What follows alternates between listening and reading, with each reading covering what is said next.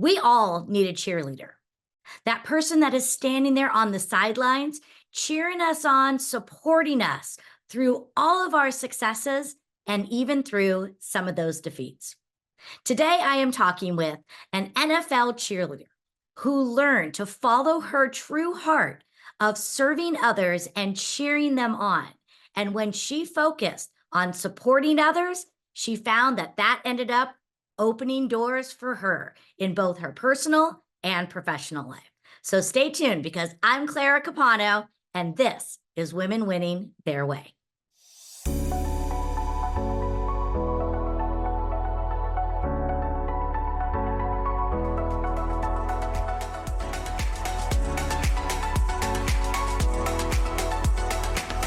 Well, hello, Kelli, and welcome to the show. Thanks for being a guest on Women Winning the Way. How are you? I'm fantastic. Thank you so much for having me. I've been looking forward to this for quite some time. I have too. One of the things I love to do here on the show is to help make sure that we are breaking down those stereotypes, those judgments, those preconceived notions that so many people feed into, and then we get out of alignment. Right. When I was connected with you, I really wanted to talk with you because you have broken through one of the biggest stereotypes for women out there. You have broken through one of the biggest stereotypes that has been out there, and that is being a cheerleader. But you were not Yes. just a normal cheerleader, you spent several seasons as an NFL cheerleader. So I would love to talk with you about that because I think so many times when people hear, oh, she was just a cheerleader, it's Hmm. you you put yourself out there to be ridiculed. It was all just about Right. sexuality. You didn't put women in a strong light. You were being objectified. So Right. I would love to get the real story. What drew you to want to be an NFL cheerleader and how did you find it actually was a stage of empowerment for you? That's a really great question. I would say my 4 years as a New England Patriots cheerleader were definitely four monumental years in my life. When I made the team when I was 21, so I was in college full time, working full time to, survive. Made the squad and didn't really know what I was getting myself into. I knew I loved to perform. I knew I loved cheerleading. I knew I loved dance. I honestly didn't know much about football at the time, but I knew this was something I wanted to do. I had a friend on the squad. When I made the team, I think I was shocked to find out that these women were smart, educated women in college. Some of them were going to school for their masters, some of them were in law school, some of them were lawyers. We had analysts, financial planners. There was all these things. When I got to know these people, I was like, wow, like I'm a part of something huge. I'm not just wearing like the little tiny uniform and going out and performing in front of people. I was part of something huge, and getting to know these women and while since I've been on the team, but I'm still friends with them and I'm still every day empowered by some of the things they do. They've won awards, they're, anesthesiologists, they're brilliant women, and I'm honored to have been part of something so spectacular. I mean, Mhm. not many people can say that they cheered in the Yeah. NFL. Yeah, when you would talk with people and they would say, "Well, what do you do?" And you would say, "I'm an NFL cheerleader." Did you get some people who kind of looked at you strange or kind of were like, "Oh, I Yes. bet she's a ditz?" I think at first it was kind of like I had to figure out my way. My rookie year, I was trying to figure out, like, we weren't great at the time. We weren't a great football team. So it also came down with the, oh, you cheer for the Patriots? Well, they're terrible. But that was the year we went to the Super Bowl. So I think I was the good luck It charm. was We were the all you. rookies. It was It was all the obviously you were rookies. We did the this. lucky charm that they needed. Yeah, but definitely, people would look at you like, "Oh, you cheer? Oh, you're a cheerleader." And then when I'd say, "Oh, I cheer in the NFL," then people were like, "Oh.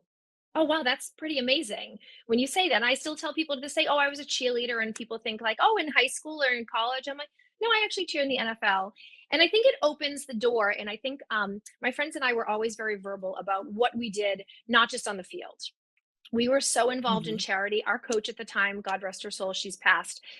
She had us so involved in charities. We had to do, I think it was 10 to 12 charity events a season with every organization you can think of.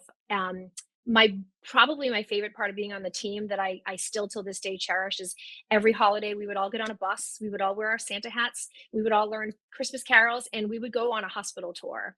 And we'd go to all the Mm. hospitals in Boston. And that was something that people didn't really know about us. They just assumed what they saw on the sidelines is what they got, and it was way more Mhm. than that.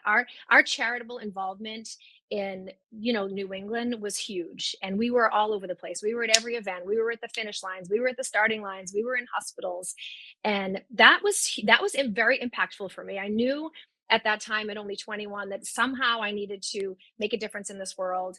Now it's through health and fitness, but and still Mhm. a ton of charity work. And I think once people started realizing like what we did, and this is before like the internet. We didn't have websites and the Facebook page that the girls have now, so you can see what they're up to. So we would have to tell people, and some people would be like, "Really? Really?" And I'm like, "No, it's more than just what you Mhm. see on the field. We're here. We're at, Shriners. I'll never forget going into Shriners Hospital one Christmas, and my coach got on the bus and said, "I need 10 of you. Who can do this?" And a lot of people Yeah. were like, I can't do this. I can't go in." And I was like, "No, this is what I was put on the earth to do, is to cheer people up."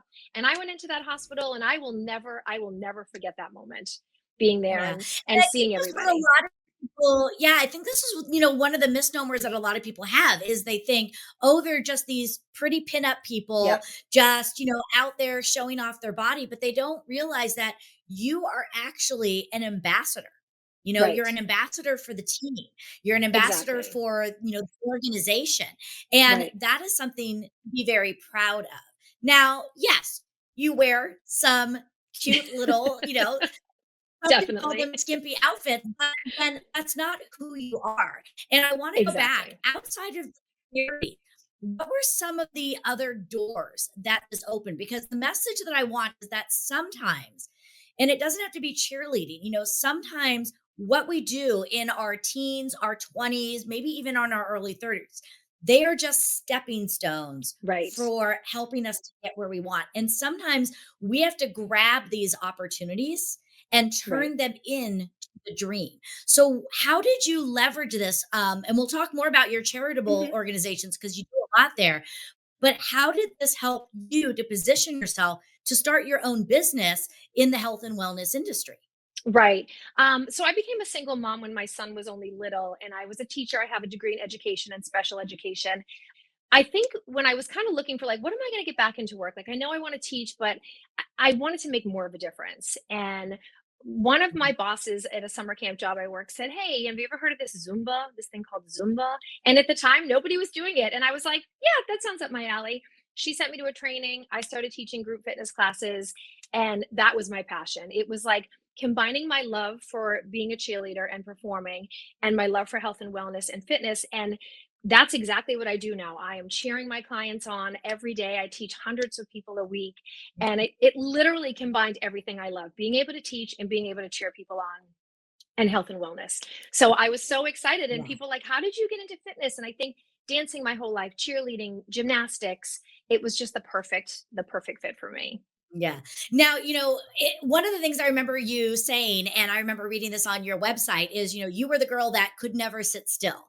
So I think, Yes, still. all of these things that you had in your past, and so many of our viewers and followers can relate to that. We Right. are entrepreneurs, we are go getters. And Hmm. what I love what you were saying, and I was actually just having this conversation yesterday with my son about the idea of learning the skill sets and Right. really putting your effort into those. And for some people, it's going to go the traditional path of education. For others, Right. it may not be. So again, pay attention to what lights you up and how can you get those Exactly. skill sets. You knew you wanted to have impact.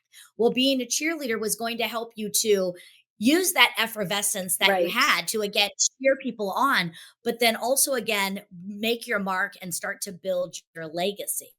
Right. Now, I want to ask you some strategic and tactical Yes. questions because one of the things that I think so many of us, struggle with is this idea of running the career, living our passion, Hmm. being a mother or a wife or whatever it may be, and how do we blend this all together? So, you were teaching. I don't know if you were teaching while you were still an NFL cheerleader, Hmm. but what were some of the things that you did, and what are some of the skill sets you leaned into to help you manage time and to make sure that you could show up for your son as a single Hmm. parent, Yep. be there for your clients as you were building your own business, show up and be a teacher. How did you put all these different items together and make sure that you were paying attention to all of them? That's a great question. um, I think my time as a cheerleader, one thing my coach always instilled was always being on time. On time was late. If you weren't 15 minutes early, then you were late. And till this Yep. day, I meet the girls. Just last Wednesday, I met the girls down at Foxborough, and we all pull in 20 minutes early. Like dinner's at 6, we're all there Mm. at 26, and we all laugh because that's something that it's a huge thing to adult. You should be on time for things, if not early, because it makes people think that like your time is just as valuable as my time. So being late is not something that I do very well or Mhm, often.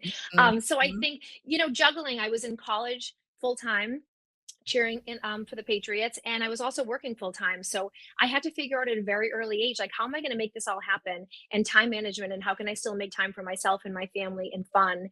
And I just have this innate energy that I can't really explain. I don't drink caffeine, but I'm like all over the place. And I'm the person that I say I'm the person that's going to get stuff done. So if you need something done, come Mhm. to a busy person because I'm going to do it. If it's 2 in the morning and you need something made or you need something choreographed, like I'm going to find time to do it. And I don't put myself first as much as I should. I do have a nice hot tub that I spend a little bit of time in, but I'm just constantly doing for others. And that just, it really makes me happy. Everyone says, you need to learn how to say no. And I'm like, yeah, saying no doesn't make me happy. Saying yes makes me happy. And I actually think that's very valid because I Yeah. think there is this, again, this dance between saying yes and saying no.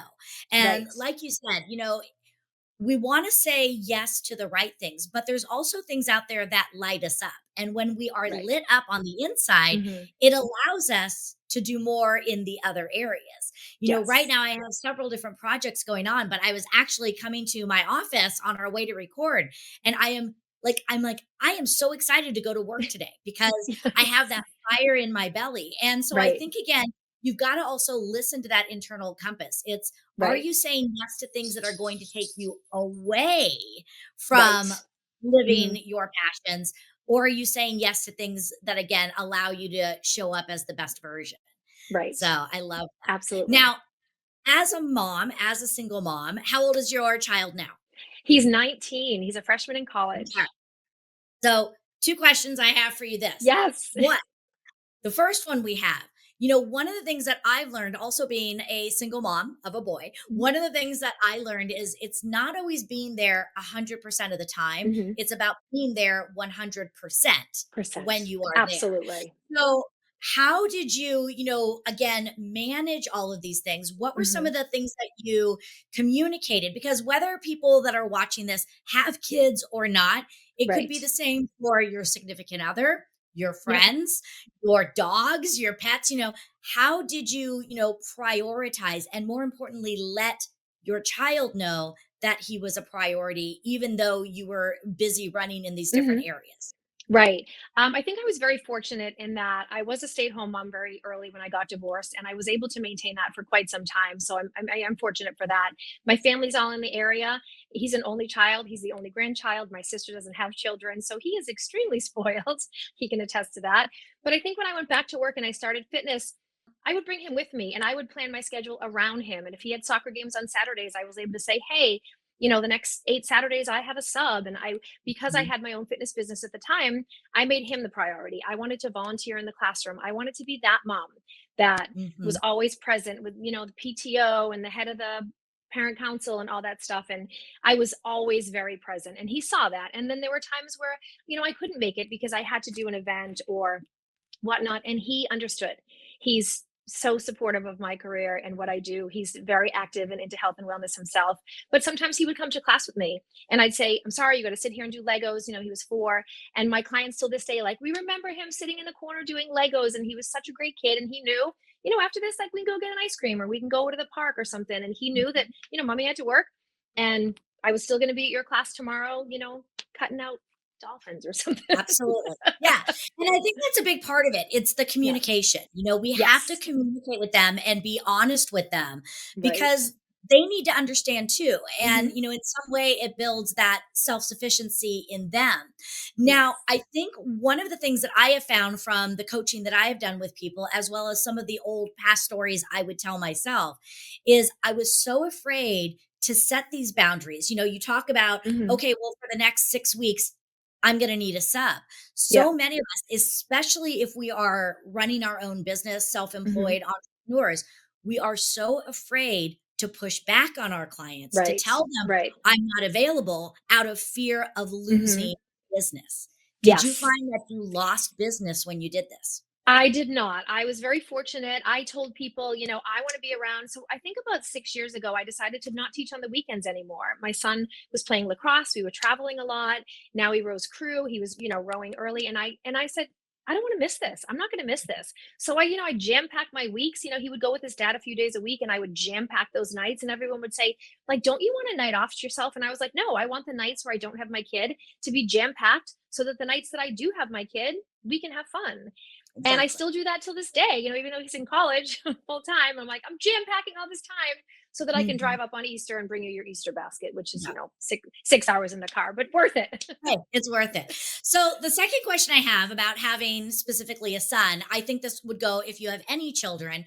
And I'm trying to think of how I want to word this the right way. It's the idea of being this cheerleader and Hmm. knowing that, again, the judgment is Yes. we're selling our bodies, Yes. and we're not selling our brains, and it's all this physicalness. Hmm. How did you counteract that in raising a child so that he would grow up respecting women and Yes. respecting us for who we are? And, because a lot of people, there's people who have chosen to put themselves into magazines like Right. Playboy or something. Right. Yep. Again, no judgment to them, but, Right. you're going to have to face this conversation of this is what I did. And I'm just wondering how you sort of maneuvered because we all have a past, whether we drank in high school or did, smoked Right. pot. Yes. We're gonna Right. have these real conversations, Yes. but I Yes. wanna know, like, how did you do this so it didn't diminish how he would learn to respect women? Right. I think like he's met a lot of the girls and he's seen what I have done over the years. And I think where I took that charity aspect and we kind of ran with it. He's been very involved in charity for the last 19 years. And I think that has been the focus of what I learned from my 4 years on the NFL. And that's kind of what I instilled in him is that like being able to move and exercise and entertain. And, I would always do interviews back then. So I was always in front of a crowd. I was always charismatic. And I wanted him to have those skills. I wanted him to be able to walk into a room and shake hands with everybody and be able to make eye contact. And those are the things that I focused on with him. Like it Mhm. wasn't just about the skimpy outfits or whatnot. Because trust me, when he was in elementary school and they were winning Super Bowls, and I was like, hey, do you want to bring like a picture of your mom? So he was like, no, no. My godson, on the other hand, who's Mhm. 19, was like, Auntie, could you come to school for show and tell? So Oh, I love he that has how very you different. are being show and tell, that's great. Yes, yeah. He was like, Auntie, could I bring your pom poms or could you come to school for show and tell? I'm like, I don't think they want to see this old cheerleader.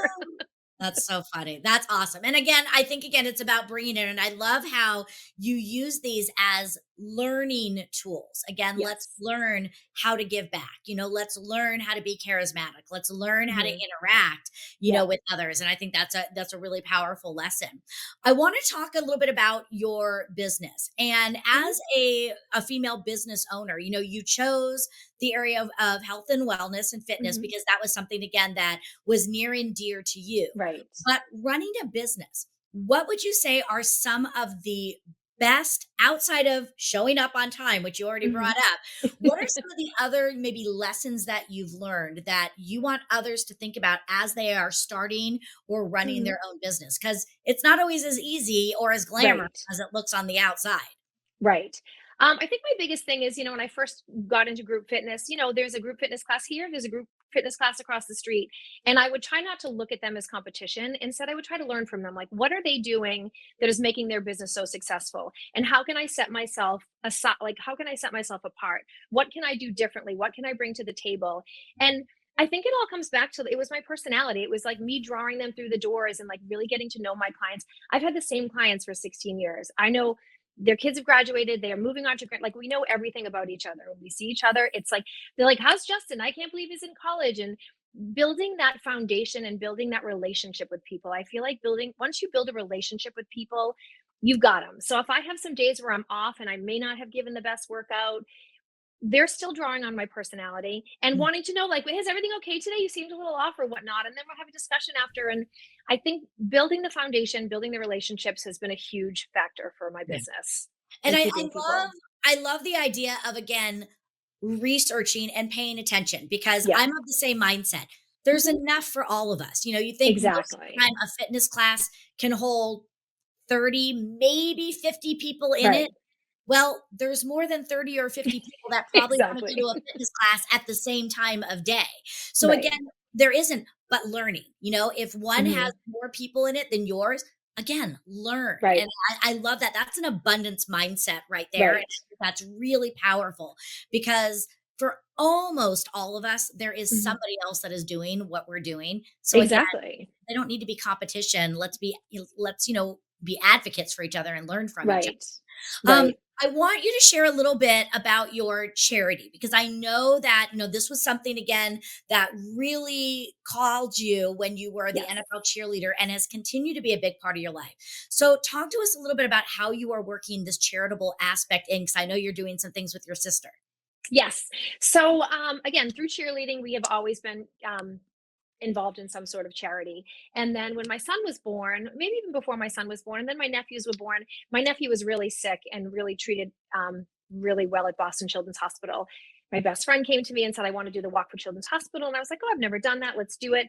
We're going on year, I don't even know how many years, but since then it has become almost an obsession, a little bit of an obsession for my sister and I and some of our friends to help. We have done, I think I did 10 years in a row where I did a dance fitness masterclass, and I had instructors from the entire area bring all their people, and we charged money, and I didn't pay anybody. I didn't, I'd have instructors come and be like, well, I need a stipend. And I'd say, well, then this isn't for you.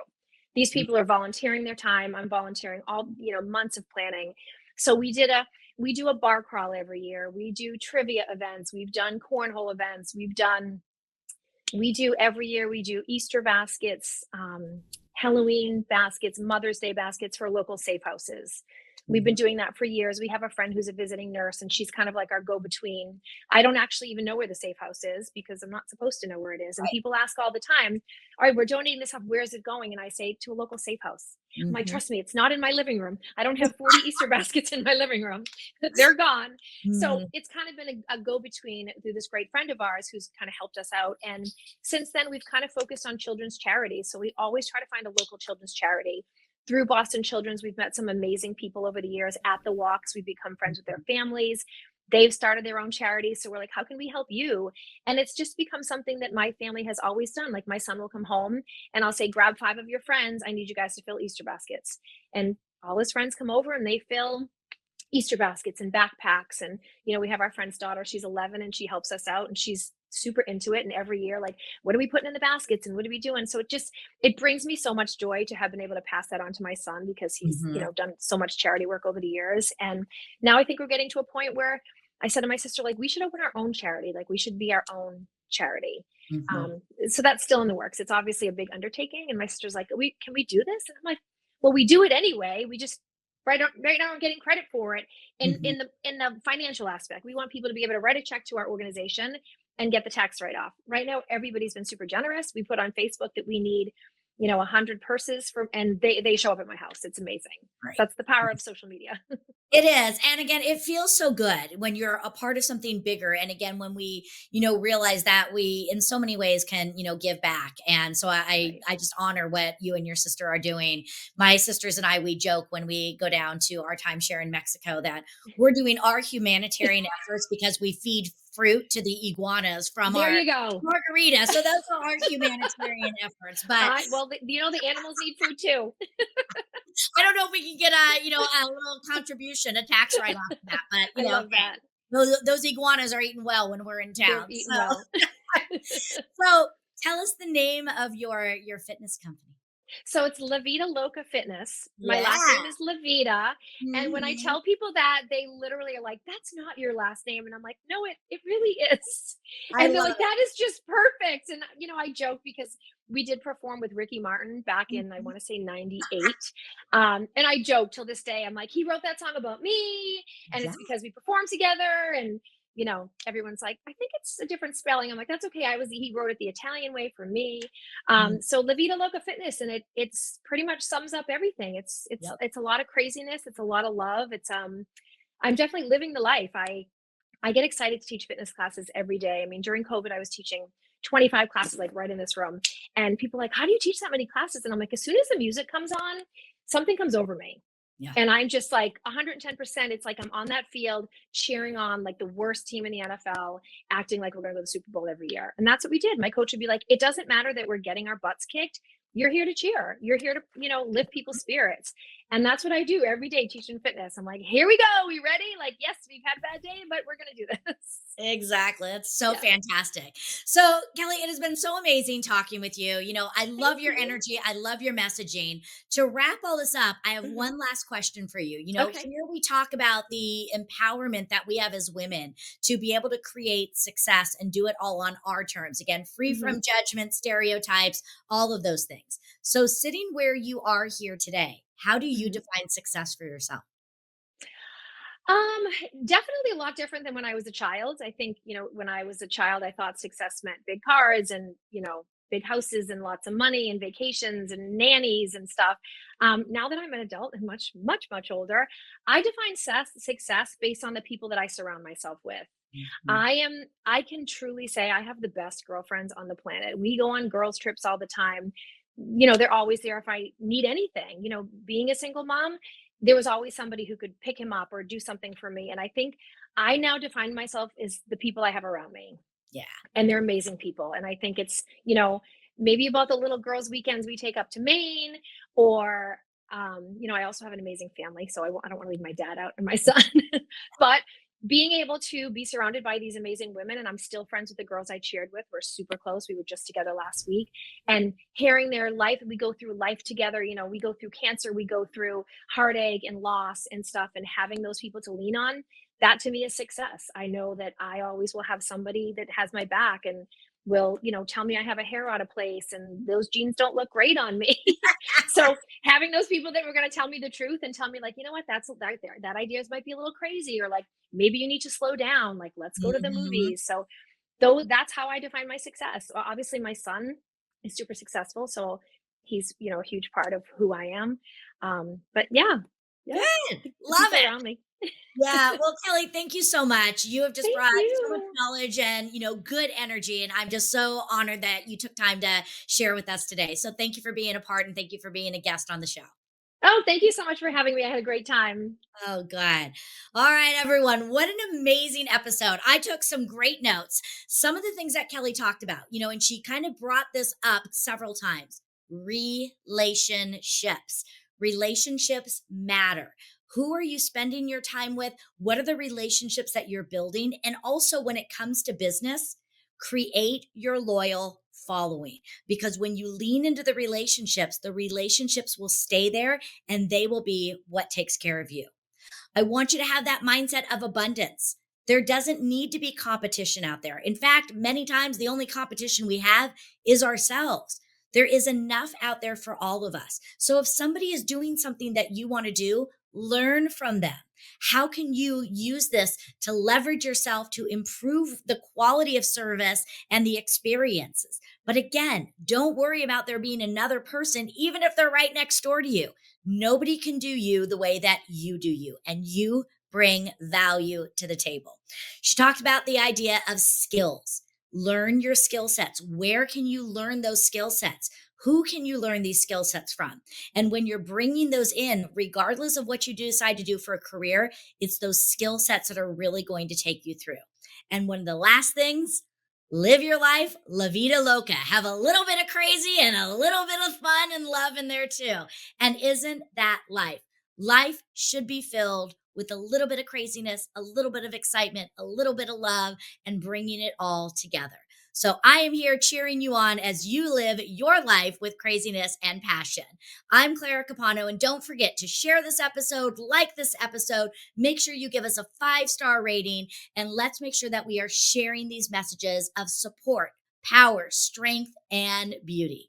I'm Clara Capano, your host for Women Winning Their Way. Catch us next time for another powerful episode.